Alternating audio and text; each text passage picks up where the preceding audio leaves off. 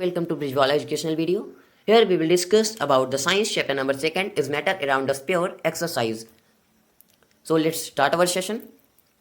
Firstly, we will discuss about the homogeneous and heterogeneous mixture, because I think that I have completed some question in a previous session. So we will start our session with this from this question.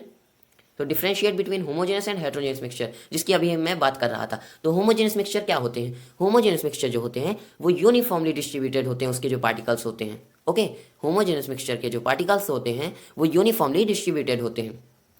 कैसे? जैसे salt को, ये example में भी दिया गया है, ये salt in water, sugar in water. तो जैसे हम सॉल्ट को और शुगर को, इन सब को मिक्स करते हैं एक दूसरे में. जैसे शुगर को वाटर के साथ अगर हम मिक्स करते हैं तो हमें क्या मिलता है कि जो शुगर है वो कम्प्लीटली डिजॉल्व हो जाती है. तो अगर कम्प्लीटली डिजॉल्व किस में होती है? जब वो होमोजेनस मिक्सचर हो. और इसी से समझ सकते हैं it is like a maths formula. जैसे कि अगर कोई चीज़ कॉन्ग्रुएंसी नहीं हो जाती, उसमें कॉन्ग्रुएंसी हो गई तो अगर उसके एंगल सेम है तो उसकी साइड भी सेम हो जाती हैं कभी कभी.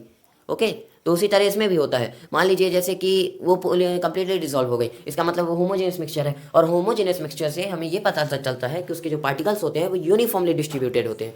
मतलब जो उसके पार्टिकल्स हैं वो यूनिफॉर्मली सब जगह ठीक तरीके से, मतलब बराबर बराबर डिस्ट्रीब्यूट होते हैं. उसी तरह अब आते हैं हेट्रोजेनस मिक्सचर में. On the other hand, a heterogeneous mixture is a mixture having a non uniform composition through out the mixture. जो हेट्रोजेनस मिक्सचर होते हैं इनके जो पार्टिकल्स होते हैं वो यूनिफॉर्मली डिस्ट्रीब्यूटेड नहीं होते हैं. जैसे कि for example sodium chloride, mixture of sodium chloride and iron filings. Okay, तो सोडियम क्लोराइड को हम सामान्य भाषा में क्या कहते हैं? नमक है. तो नमक को अगर हम आयरन फिलिंग के साथ मिक्स करने की कोशिश करते हैं तो वो मिक्स नहीं होते हैं.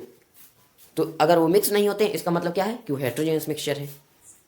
यही हमें समझना है इसमें, कि जो हेट्रोजेनस मिक्सचर होते हैं वो उनके जो, अगर हम सॉल्यूट सॉल्वेंट लेते हैं तो कभी भी कंप्लीटली डिजॉल्व नहीं हो सकते हैं, वो डिजॉल्व नहीं हो सकते हैं. ओके, हेट्रोजेनस मिक्सचर से हमें यही समझना है. तो जब डिजॉल्व नहीं हो सकते तो उनका जो यूनिफॉर्म कॉम्पोजिशन है वो कैसे यूनिफॉर्म डिस्ट्रीब्यूटेड कैसे होते हैं, कैसे होंगे? वो हो ही नहीं सकते, क्योंकि उनका यूनिफॉर्म कॉम्पोजिशन नहीं है. तो उनके जो मिक्सचर पार्टिकल्स होते हैं वो यूनिफॉर्मली डिस्ट्रीब्यूटेड नहीं होते हैं. इसे हम समझ सकते हैं. देन आते हैं how are sol, solution and suspension different from each other. जो सोल होता है, sol is like a colloid. जैसे कोलॉइड होता है ना, कोलॉइड के जो पार्टिकल्स होते हैं वो हम नेक्ड आइज से नहीं देख सकते हैं, लेकिन वो हेट्रोजेनस मिक्सचर होते हैं. वैसे ही पूरा सेम टू सेम सोल है. ओके, तो सोल, सॉल्यूशन और सस्पेंशन का हमें डिफरेंस बताना है.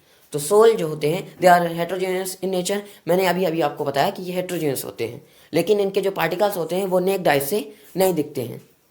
ओके, तो सोल क्या हो गए? हेट्रोजेनस मिक्सचर हो गए, हेट्रोजेनस हो गए नेचर में. और they scatter the beam of light and show Tyndall effect. ये टिंडल इफेक्ट शो करते हैं. I hope you all know about the Tyndall effect, क्योंकि टिंडल इफेक्ट तो है ना, इज मैटर अराउंड एस पे. और अगर आप इस चैप्टर को ठीक तरीके से पढ़ेंगे तो आपको टिंडल इफेक्ट के बारे में बहुत ज़्यादा जानकारी मिलेगी. ओके, देन आगे बढ़ते हैं. They are quite stable. ये जो पार्टिकल्स इसके होते हैं ये स्टेबल होते हैं, मतलब हाफ ऑफ मीडियम चलता है. जैसे कि कुछ मतलब स्टेबल तो होते हैं लेकिन प्रॉपरली स्टेबल नहीं होते. ओके, सॉल्यूशन क्या होते हैं? They are homogeneous in nature. ये होमोजेनियस होते हैं. होमोजेनियस का मतलब अभी हमने समझा था कि इनके जो पार्टिकल्स होते हैं यूनिफॉर्मली डिस्ट्रीब्यूटेड होते हैं. तो अब आगे बढ़ते हैं. They do not scatter the beam of light. Okay, and do not show Tyndall effect. Tyndall effect के बारे में मैंने आपको पहले ही बता दिया, आप कैसे जान सकते हैं. Then example of solution are, example क्या है सॉल्यूशंस के? Salt in water. अभी हमने यहाँ पढ़ाई की थी कि for example mixture of salt in water, sugar in water. तो आप यहाँ से समझ सकते हैं ना कि जो होमोजेनस मिक्सचर के हैं एग्जाम्पल वही इसके हैं. मतलब कि ये इसका जो रिलेशन है वो पूरा होमोजेनस मिक्सचर के साथ है. हम इससे पूरी तरह समझ सकते हैं. ओके, तो एग्जाम्पल ऑफ सॉल्यूशन आर. तो सॉल्यूशन के क्या है? Salt in water. तो होमोजेनस है, मतलब कि कंप्लीटली डिजॉल्व होगा, और कंप्लीटली डिजॉल्व होने के बाद अगर वो डिजॉल्व हो गया मतलब कि होमोजेनस है. अब उसके जो पार्टिकल्स है यूनिफॉर्मली डिस्ट्रीब्यूटेड है, मतलब कि ये it is like a homogeneous mixture, मतलब सोल्यूशन जो होता है वो पूरी तरह होमोजेनियस मिक्सचर की तरह होता है। Okay, suspension they are heterogeneous in nature, ये नेचर में हेट्रोजेनियस होते हैं।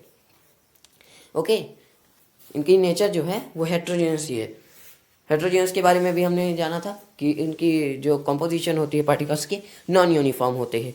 देन देखते हैं क्या होता है they scatter the beam of light and hence show Tyndall effect, ये भी टिंडल इफेक्ट शो करते हैं।